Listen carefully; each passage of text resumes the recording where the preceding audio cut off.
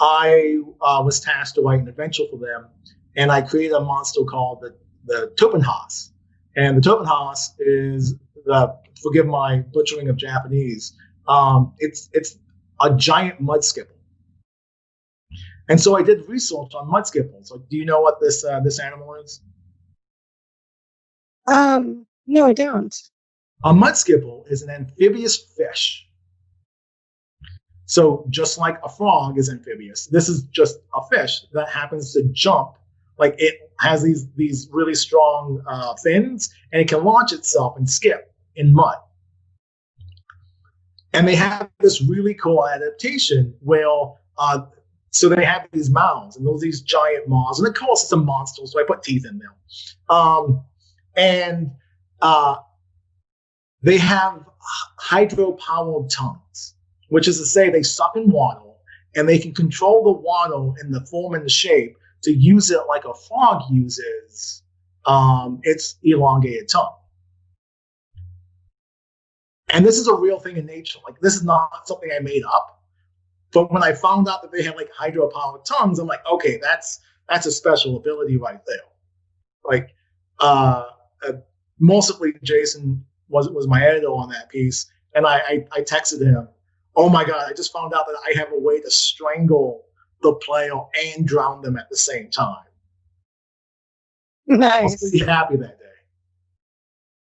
So That's pretty awesome. I'm typically trying to look at nature, trying to find things that interest me and will engage me as a player. Or sometimes I'll think in terms of theme.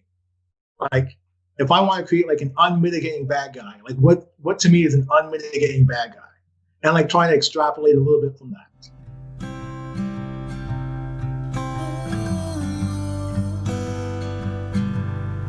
Let's talk nerdy things, like comic books and superheroes,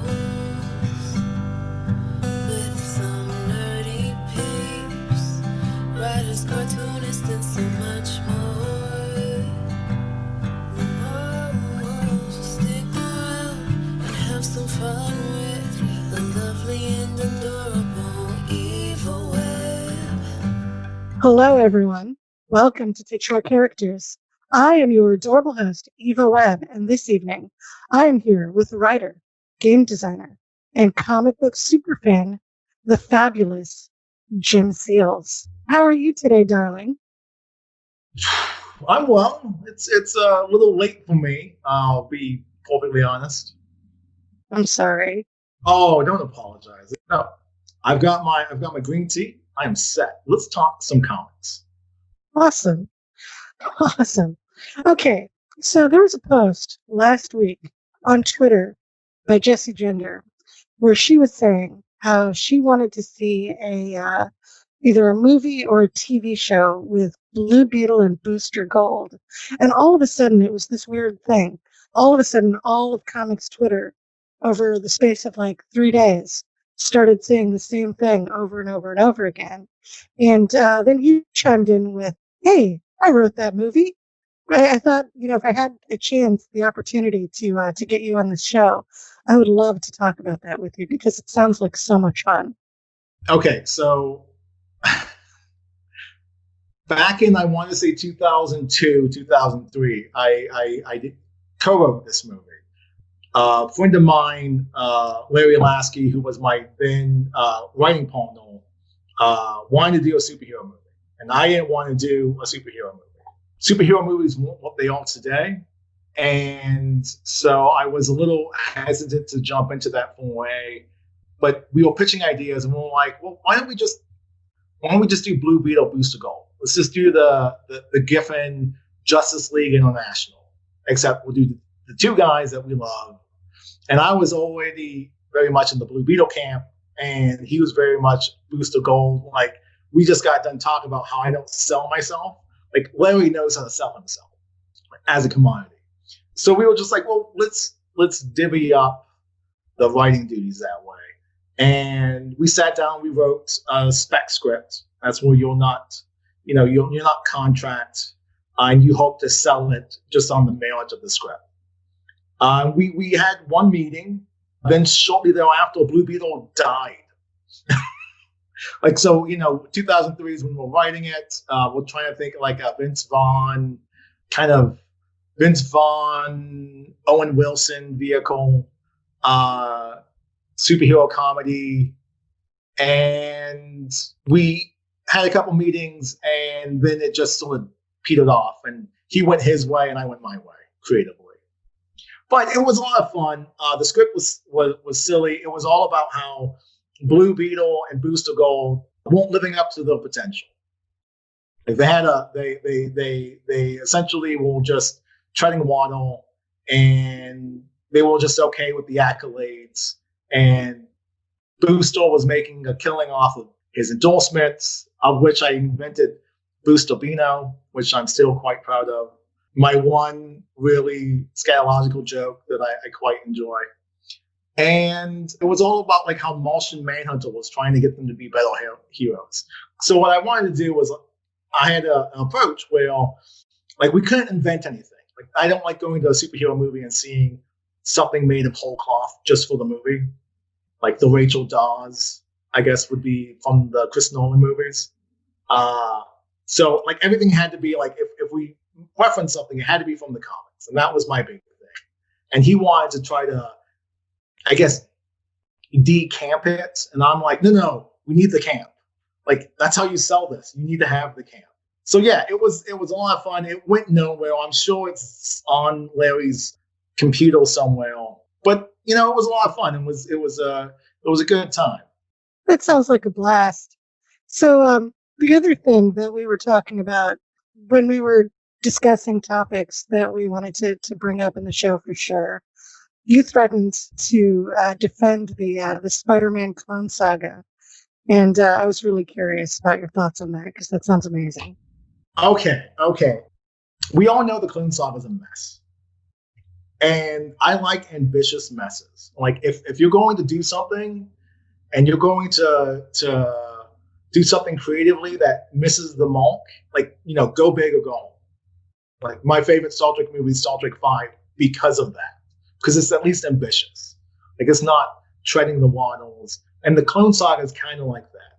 So there was this book that came out around the time the first Spider-Man movie came out, the Tobey Maguire one, called Spider-Man Confidential by Edward Gross. And it was an unauthorized history of Spider-Man from the creation, just interviewing a whole bunch of people. And there was a whole chapter of Spider-Man in the 90s.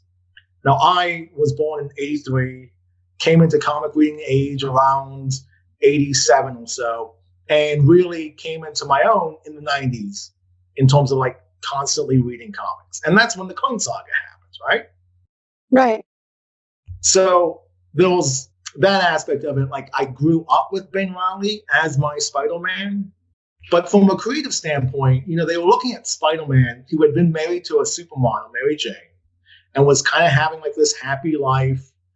And the problem with happiness in Spider-Man is they're anathema to each other. Like if you have a happy Spider-Man, you don't have a Spider-Man. And so creatively, they were trying to come up with a way to have their cake and eat it too, without bringing in Mephisto or deals with the devil or anything that we got nowadays. They did that later. Well, Dan Jurgens actually pitched at some point in the story that Mephisto would play a role. So the idea of Mephisto being involved, like he was originally going to be like the co-conspirator to the Clone Saga at one point, which is mind-boggling to think of. So you have this story that is sort of a victim of its own success. It sells a lot of comics in a time when, comics are making money hand over fist. You've got Age of Apocalypse happening around this time. Onslaught comes a couple years after that. And you got Death of Superman over at the Distinguished Competition. And you have, Batman's back being broken. So you've got these big events. So Spider-Man's like, we need to get a Spider-Man that makes more sense to the character, like the prime version of the character, like the guy who is beleaguered and beset with all the problems, but we don't want to make Peter unhappy. Like Peter has a marriage, he's got like this storybook romance. Let's not touch that. Let's retire Spider-Man and let's do something new with a clone. And for that reason alone, I find the Clone Saga to be very compelling.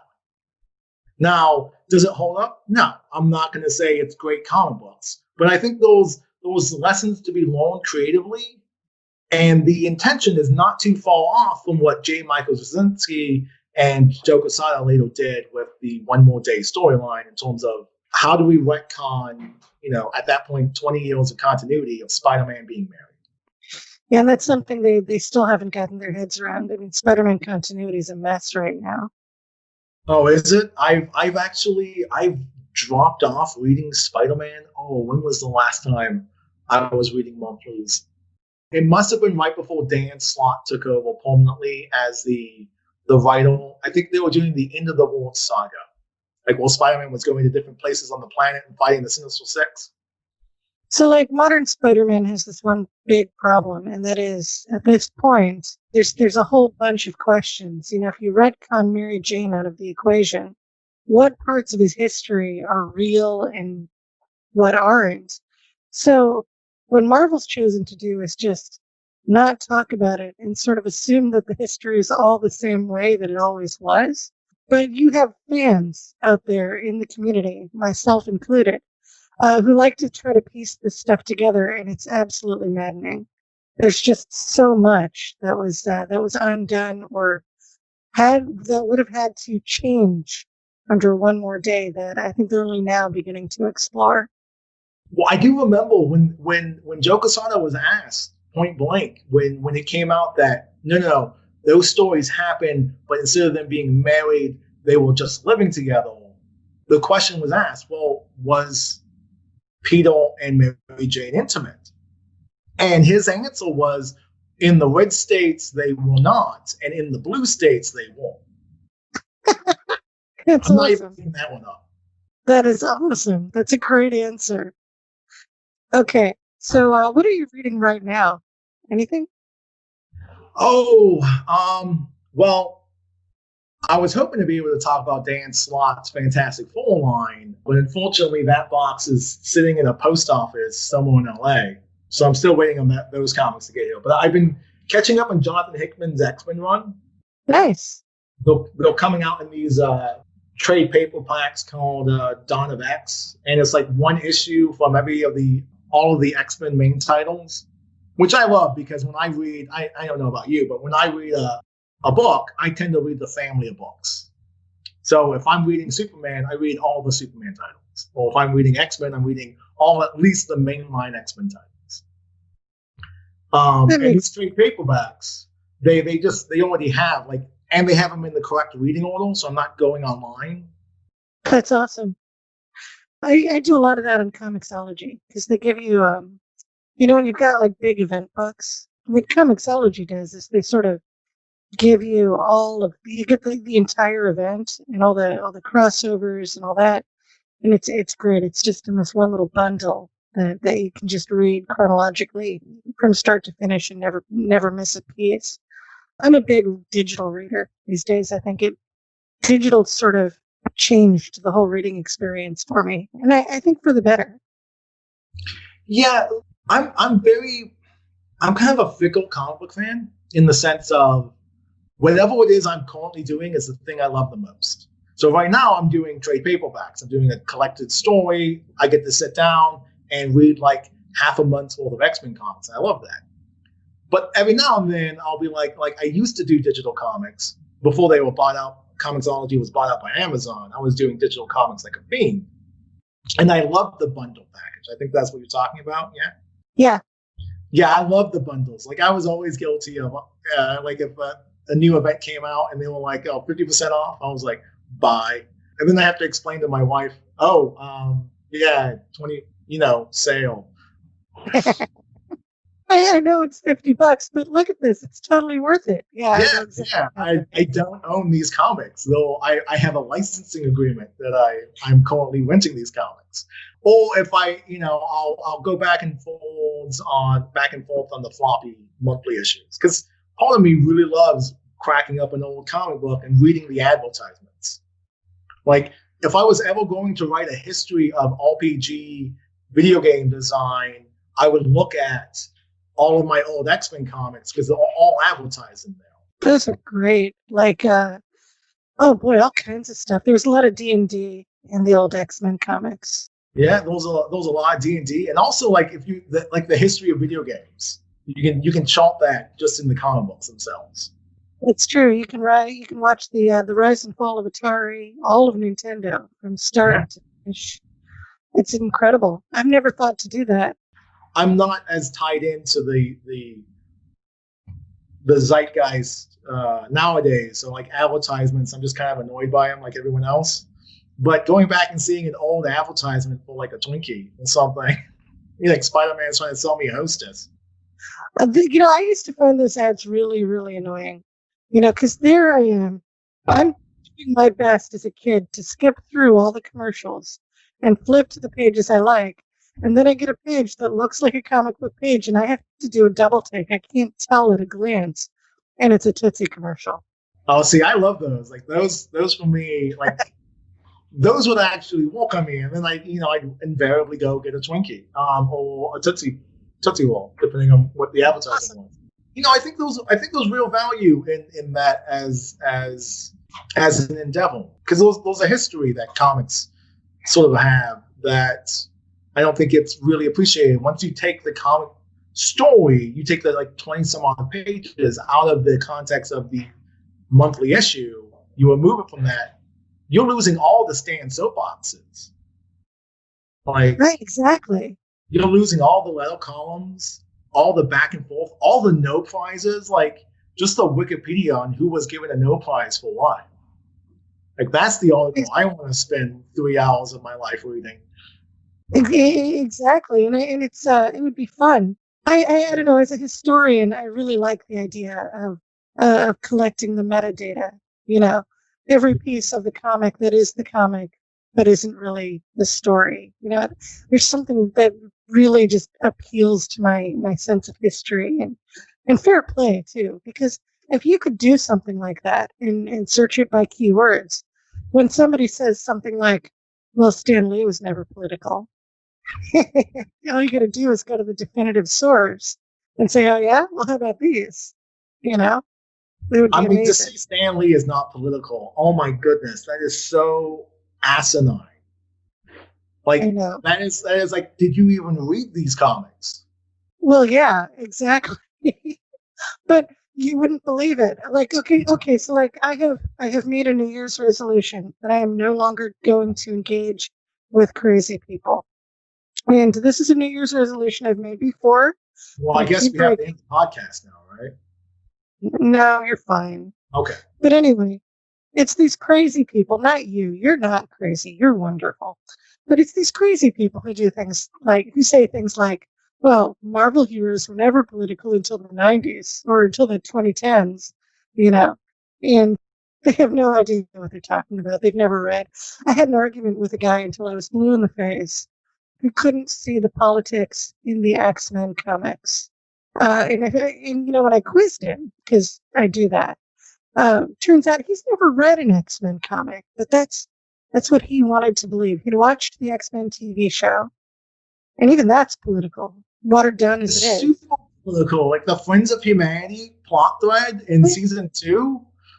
Oh yeah, but there are people who do this. There are people who believe this. No amount of explaining to them is going to prove it. And I think even if you showed them the historical record, even if you had it at your fingertips in an organized way, which doesn't exist today, but even if you had that, I think they would still try to make these dumb arguments. Like, all alt is political. Like, it's just what it is. Like, people who sit down and create, like, in my nascent creating career, every decision I make is a political decision. Like, it's I'm speaking to something. I'm trying to engage an audience. I want to elicit an emotion. And the more time goes, like, everything is a political statement. Whether or not I represent someone in the context of the story I'm telling is a political choice. And like the X-Men, like Chris Claremont, like I think his head exploded somewhere because he's always said the X-Men were political. That like making Magneto a Jewish Holocaust survivor Like if you don't look at anything else and you're like, it's Jewish Holocaust survival, this happened to him as a boy, and now he wants to make sure that it doesn't happen to his broader family of mutants. And that's the reason he's a bad guy. Like that explanation in and of itself is a political statement. Absolutely. And the villains in the Chris Claremont books were the moral majority, the alt-right before they were the alt-right. They were these religious fundamentalist Christians who used that language and they presented themselves in that way. You read the book, it's nakedly political. It's pretty obvious, even today, who these villains are and what's actually being talked about. You know, that famous frame of, what was his name? Oh, I'm a bad comics fan for forgetting this. The old guy pointing to Nightcrawler and saying, "That's not human." Yeah, you're talking about. I know exactly what you're talking about because it's a very I got on my soapbox and I was like, okay, God Loves Man Kills. It's Brent Anderson's an artwork and he draws Reverend Stryker and he's pointing to Nightcrawler and he's the only one in the there was no background. It's just a white panel and he's pointing condemnation to the devil. Well, the character that looks like the devil and saying that there was no humanity in there, oblivious to the fact that he's lost all his humanity because he can't see this beautiful human being who has done nothing wrong and is only here to help people and is condemning him because he happens to have a pensive tail and dark skin. Right. And what's even more terrible about that is that in his home country, Nightcrawler's home country, that's the whole reason he fled to America in the first place, was to get away from persecution like that. Only to get here and, suffer the same thing. He may not have been peasants with torches, but still persecution. Yeah, Nightcrawler is such a great, what a great character. I mean, you could do so much with him. You could take him, swashbuckling, penitent Christian. Like, you could do so much with Nightcrawler. He's such a great foil. You get the pun. Now that I'm picturing him with Sable. But I actually, I taught myself how to reading God Loves Man Kills. So, every now and then, our mutual friend Jason Tondro will read something I wrote and he'll comment on the exposition. And I'll be like, hey, I taught myself how to reading Chris Claremont X-Men books. Like, that's pulpal prose. It's kind of built into my DNA. I try not to engage too much with it, but every now and then, I'll catch myself writing this really long, intricate paragraph, being like, ooh, yeah, that's going to need editing later. What kind of stuff do you find that you're writing these days? Well, right now, most of my writing, I can't really go into details and specifics because I don't think it's been announced by a company. But most of my writing is centered on game design, particularly making monsters, which, I happen to love. It's just a great exercise for me. What makes a monster? What makes a monster? Okay. I usually start, I'm a very visual person, because, again, I grew up teaching myself how to read through comics. So I always go for the visual things. What do I want the players at the table to see? And how do I want them to see it? And am I going to play against type or play with type? So I'll try to come up with something maybe the context of you enter a dark room and it's going to be a fight because he happens to own that room. It happens to be his home. Or maybe the monster, quote unquote, the monster is, is a prisoner there. Or maybe, and he's actually going to be a companion to the players. And the players don't know it yet. So you get that superhero struggle, right? You get Hulk and Silver Surfer wrestling it out until they realize, oh, we're on the same side. We'll defend us. So it really depends on I never write in absolutes. Maybe that's the Star Wars in me. So I always approach it the monster I am presenting in this article or this piece, it's only a monster within this context. But within another context, a slightly different context, you can see where the creature is coming from and possibly have empathy for it. Are the monsters always strange-looking, scary-looking creatures? So the thing I look at, so this is a monster I can't talk about because he is published. I tend to look at nature in terms of animal adaptations that I just think are weird or I find unsettling. So for Fading Out Games, I was tasked to write an adventure for them, and I created a monster called the Topenhaus.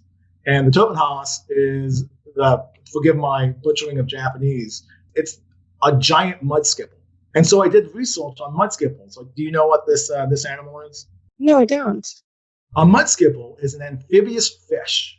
So just like a frog is amphibious, this is just a fish that happens to jump. Like it has these really strong fins, and it can launch itself and skip in mud.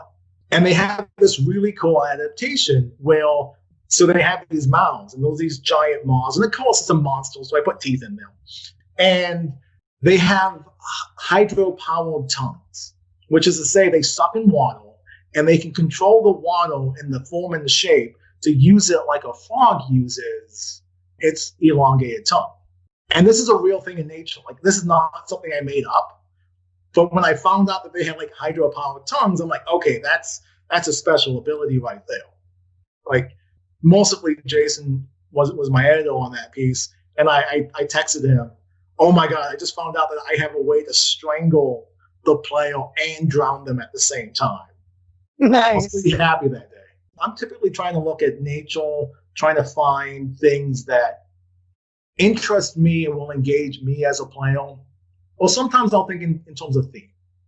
Like, if I want to create like an unmitigating bad guy, like what to me is an unmitigating bad guy? And like trying to extrapolate a little bit from that. When you write a story, you have to put every element that you want in the story, and that you want the reader to engage with.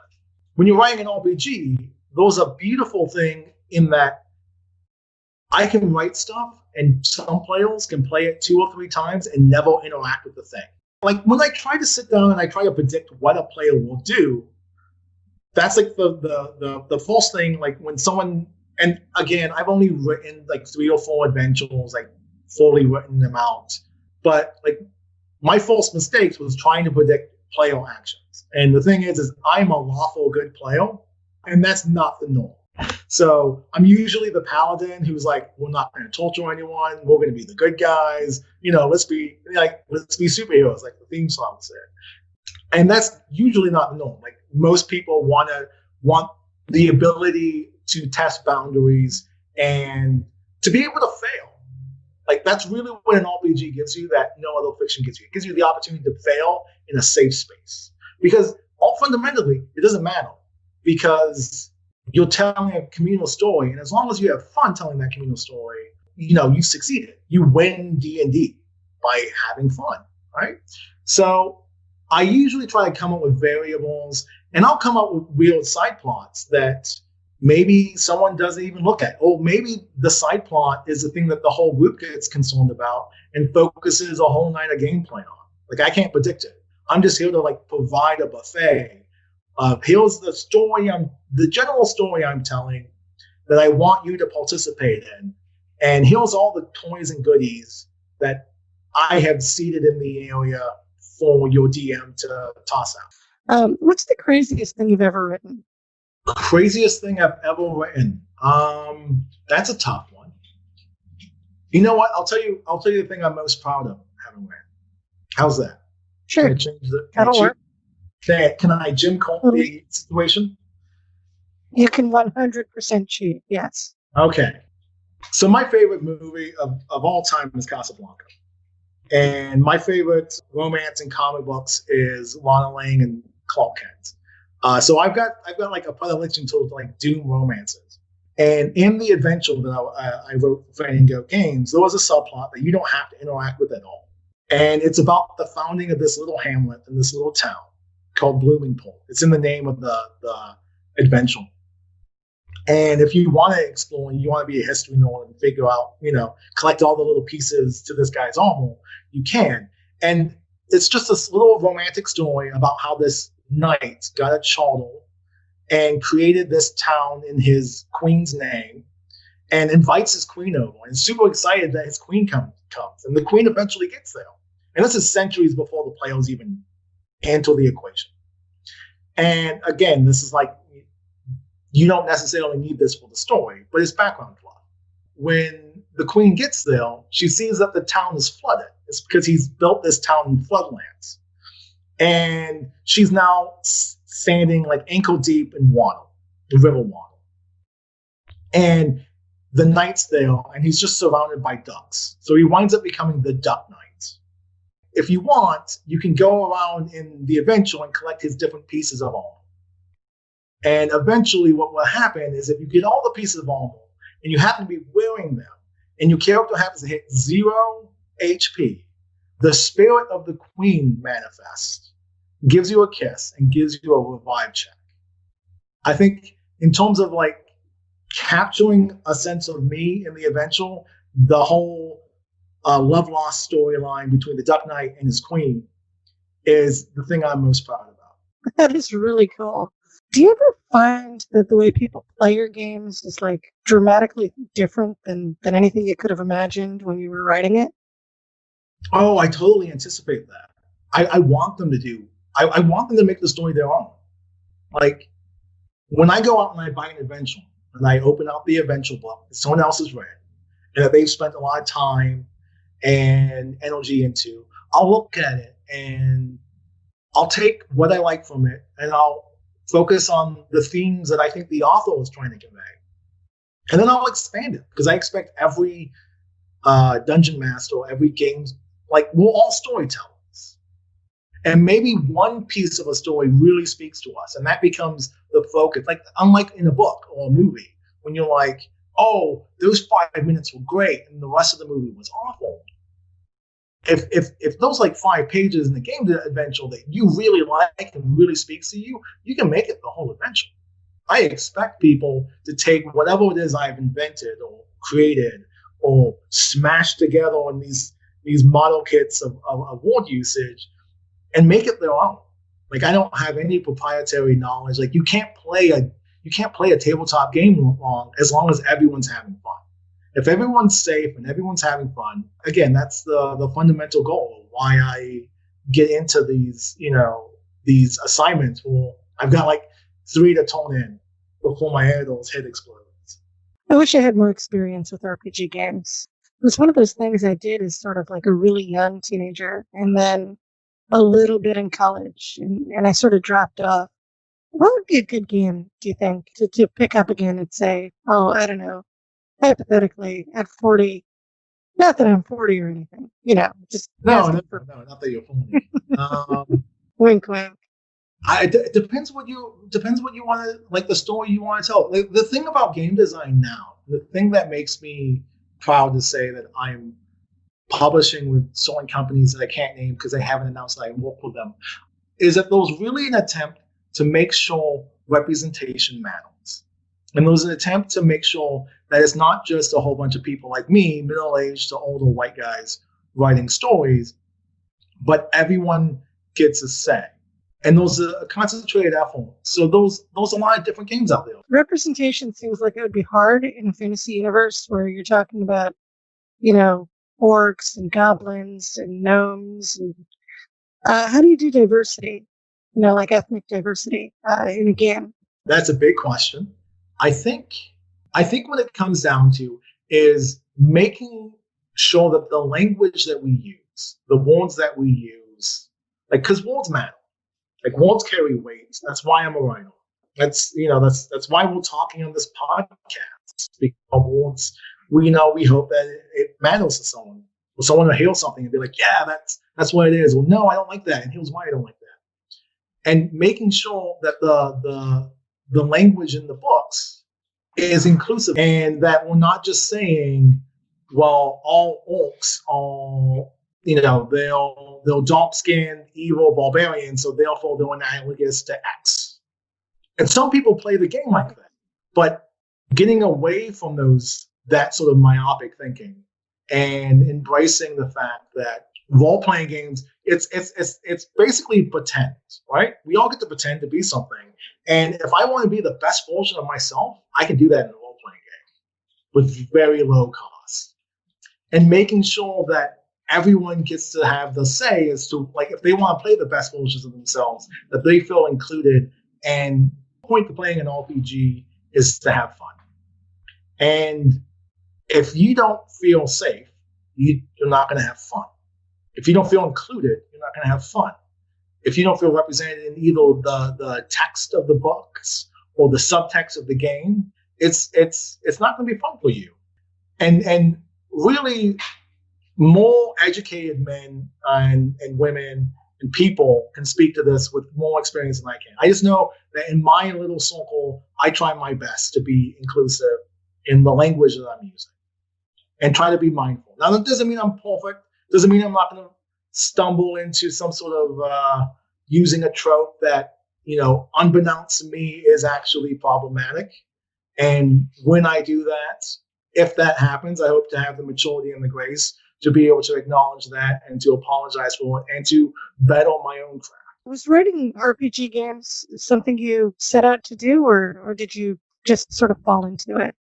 Oh, I totally fell ass backwards into it. So playing RPGs, invariably, like, here's the problem with an RPG game. One person buys all the books. And one person is invariably always has to be the person who runs the game.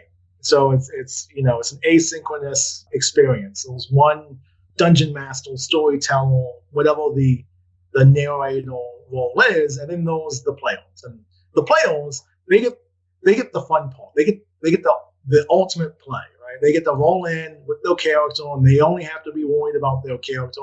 Maybe there's a little bit of homework on the side, but it's negligible compared to what the story guide has to do. And I was always like the dungeon master of whatever group I was in. And eventually I was just like, I want to tell an actual story. And one of the games I love is Age of Magica. And it's a great game. It's set in the 13th century. Everyone gets to play a wizard. So there's no fight as to like who's going to be the fighter. Like you get to be a wizard. You want to be a fighting wizard? Here you go. Here's rules for that. And I wanted to tell a very specific story because, medieval history is a passion of mine. And there was a thing that happens 100 years before the game is set that is called the medieval Titanic. And a longboat goes down and it has the upcoming King of England on it. And it sends the English crown into a panic. And so I wanted to write an adventure where all those people come back and you find out they've been fighting a war for the control of the ship for 100 years. It's just in a little pocket dimension. And so I wrote that adventure. And, again, Jason was kind enough to publish it. And Jason reviewed it and he looked at it and was like, this is really good. And so he published it in his peripheral code. And while that's happening, I wanted to do a story about colonialism. So I wanted the characters to interact with the lost colony of Roanoke. And so I wrote up a story about that. And that was published in Sub Rosa. And eventually I just wind up getting this reputation of, Neil Gaiman says you need three things to be a successful writer. You need to be good, or you need to be on time, or you need to be nice. Now, I'm trying to get the last two down pat. I've never had a problem with my deadlines. I can, knock on wood, safely say. And I'm always respectful. So I don't know if I got the good part down, but I always strive for it. Nice. I don't know about the first two, but people usually like me. So I'm hoping I can use that to sort of skirt in as a writer. There you go. Eventually. That's awesome. Well, Jim, this has been one of my favorite shows in a long time, and it's almost that time. So is it okay if I ask you a few fun speculative questions? Okay. Shoot. Okay. So, as you know, we had Jason Tondro on, and when he was here, this was his second appearance on the show, so I couldn't ask him the first set of questions. So I have to ask you all the regular, exactly. So I have to ask you all the regular questions. And since Jason said, hey, to find out who's on my superhero team, talk to Jim. So here we go. This is what we're going to do. Okay, so you wake up one day and you are imbued with superpowers. What are they? What do you do with them? And how would you categorize yourself as a hero or a villain, do you think? Oh, the last one's easy. I always want to be a hero. Like Nice. that's like I don't I've only played the one evil game, and I was really evil and I didn't like it. And I had to stop. I actually left the game because I'm like, guys, I just can't keep topping this. Like this is not for me. So definitely going to be a hero, or at least strive to be a hero. Maybe a flawed hero. My superpower would be invulnerability. And what was the other question? The middle question? What do you do with it? You have this power. It's world changing. It's heroic. You're going to use it to be a hero. But what do you do with that power? Oh, I would just be the Golden Age Superman. Like the Golden there you Age go. Superman is the ultimate best Superman in my opinion. Like the progressive, I'm gonna fight for the little guy, champion of the oppressed. Yeah, that's who I want to be. Like that's what I would do with it. And leaping over buildings wouldn't be so bad either, you know? Because Golden Age Superman never really flew. He would just jump really hard, you know? Yeah, the fight came because of the radio drama. The radio drama had to get away for him to move quickly between scenes, and they just did a whooshing sound effect, and then all of a sudden Superman could fly. The radio drama was great. But Superman fights the KKK, and you can buy those scripts and in book format. Oh, yeah. That's good stuff.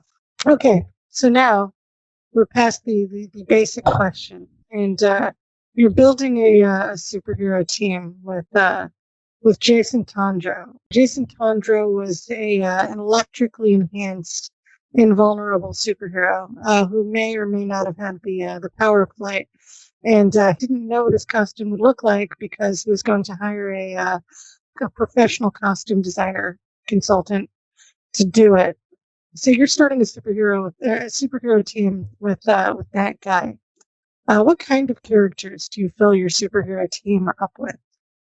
All right, so he's like an electric-based superhero, right? Sort of, yeah. He's sort of like Static or one of those characters.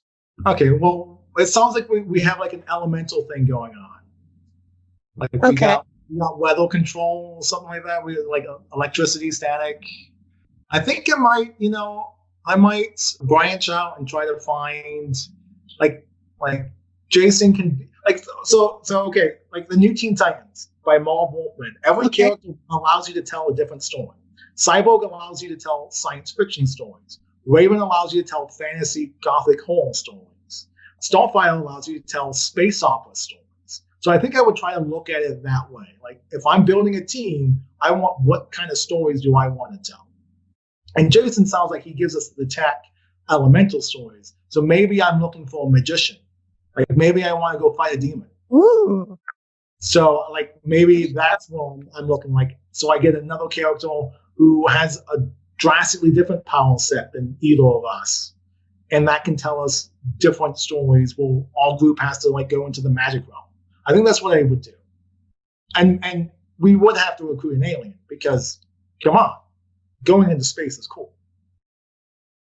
Oh yeah, space is awesome, and you have to be able to do that. Either like an alien, or maybe God, I don't know. You said Teen Titans, and now like every idea I have is Teen Titans. Marv Wolfman's Teen Like- Titans is a fantastic book. Like I can't put that book over enough. It's a great formula. Oh yeah, definitely is. And Cool. I think my last pick, because I think superhero teams work better in like fives. I want someone who is out of time, like someone who comes from a different time period. Ooh. That way we can tell time travel stories. So we got space, we got an alien, we got Jason who gives us like a tech kind of thing. We have a magician who gives us some magic, and then I can be the straight man in this whole equation and be the least interesting character that just motivates the plot. I can be the Robin, I guess, is what I'm saying. Is I'll be the guy with the most boring story compared to all these other people, and that way it highlights them. No, you're not here. You're not like rocketed from a distant planet or anything. You're just sort of Earth guy who's just invulnerable. Yeah, just invulnerability, but my heart can still be broken. Oh, I love it. I love My it. wife's just so shaking away in the background. That is awesome. I think that would be a comic worth reading, very seriously. Well, this has been a lot of fun. I'm super honored that you invited me on your show. I think you're doing some great work. I've listened to all but two of the podcasts, and I think it's just, just keep on doing what you're doing. Thank you so much. Where can our listeners find you? Right now, they can find me every week on YouTube via the Bank Podcast Network. I co-host Space Force, where we look at episodes of Star Trek Discovery and talk about how I struggle with that show. Well, why do you struggle with Discovery? Discovery's awesome. Oh, we should have talked about that earlier. Damn it, I knew I forgot something. I'll give you the short version. When Discovery is focused on their characters, I love the show. I think their cast is great. And when they give the cast interpersonal conflicts, I think it's really good television. I don't much care for the plot of this season. Really? Yeah, so the whole Bourne concept, the whole conspiracies within conspiracies, the mystery of this season isn't speaking to me. But when it's Adira trying to find who they are, or Stamets trying to realize, oh, I don't have a father figure, and I'm trying to be a father figure, like those stories I love. But the main thrust of the show, it leaves me a little cold. Huh. I'm just glad that it feels like Star Trek again. You had 2 seasons where Discovery had sort of its own feel. Really liked the second one with Pike. Pike was awesome. Pike is great. Pike is my Patronus. Oh yeah. I would agree with you there. I think the word that comes to mind for me is Space Daddy. Pike is awesome. He just is. I'm sorry. There's nothing. I got nothing after that. I'm gonna tap out. It's totally okay. Oh boy. I'm sorry. I interrupted your pitch. No. That's what. Again, you can hear me every week on Space Force. Well, I go into deep dives of things that work for me, and I speculate a lot on that show. Nice. It's a lot of fun. So, what question do you have for the audience today? All right. So we started this episode talking about Blue Beetle and Booster Gold. And I figured, we live in these sort of darkened times and we're all sort of nervous. So I didn't want to go with something heavy. So I wanted to go with something in that spirit, in that vein. So my favorite comic book issue of all time, or one of my favorite issues of all time, is Marvel 2-in-1 number 86. That's the Thing Sandman team up when they have a drink. I have definitely read that one.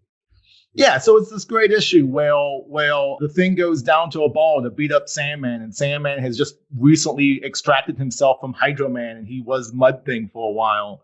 And because Thing shows him kindness and has a beer with him and then leaves the ball, for the next 18 years or so, 19 years in, regular real time, the Sandman's a good guy, until 1999 or so.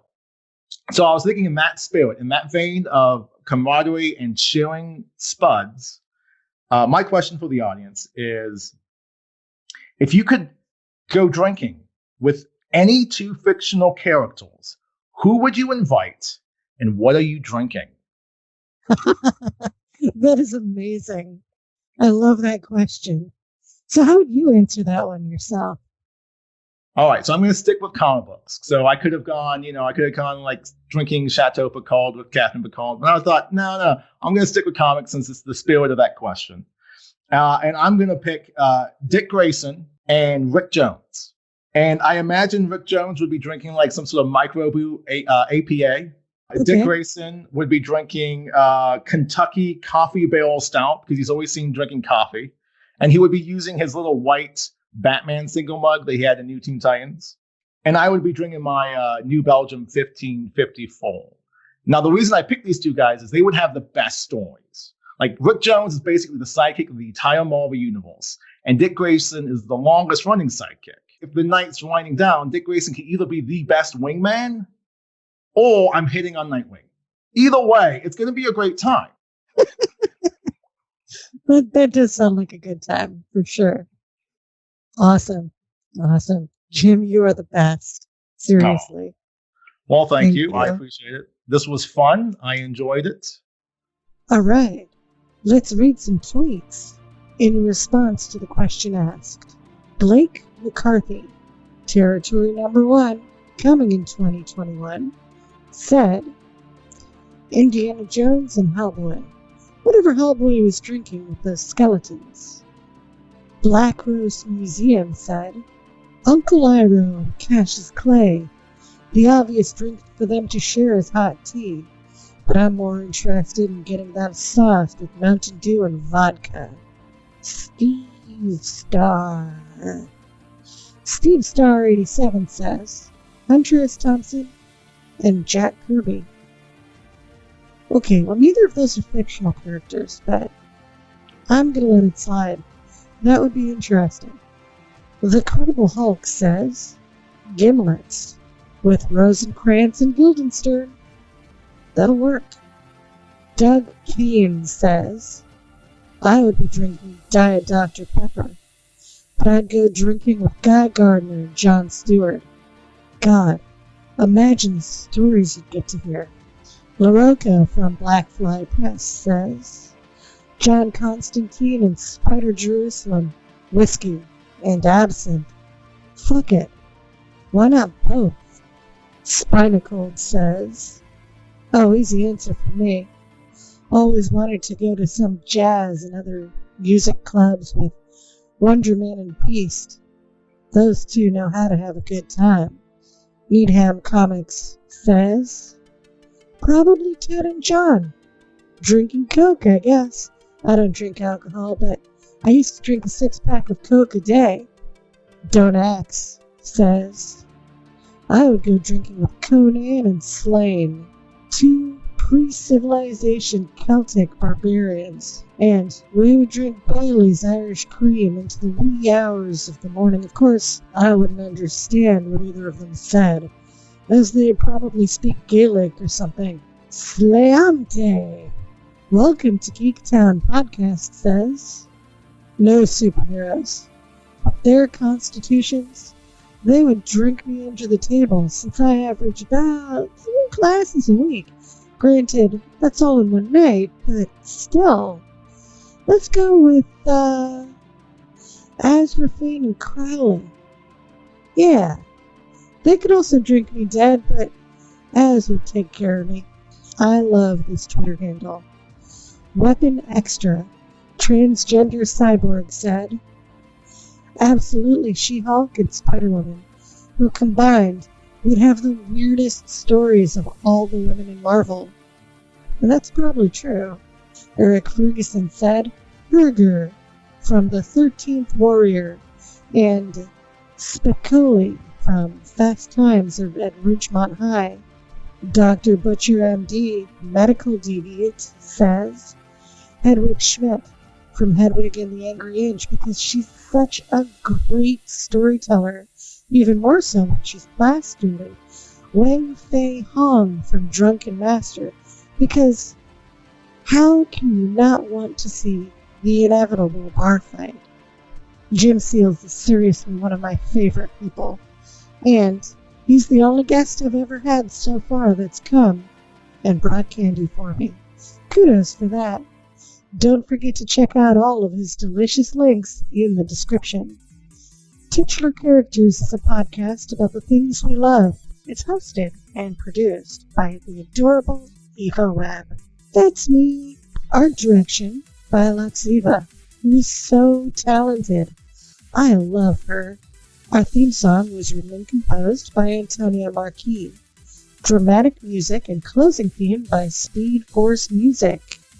Mixing and sound by Brogan Malloy. Want to get in on the Twitter fun? Just follow me at Eva is Adorable and wait for the next question to drop. Then, as quickly as you can, put in your answer, and I'll do my best to get it into the next episode we record. Oh, did you know we're taking donations? To take part, go to buymeacoffee.com/Eva is Adorable. Every little bit helps. Chip in $5 or more to have your name and comment read at the beginning of the next episode we record. All proceeds go to production costs and keeping the show shiny. And that's all we got. Join us next time for another exciting adventure in cyberspace. Oh, and when you do, bring candy.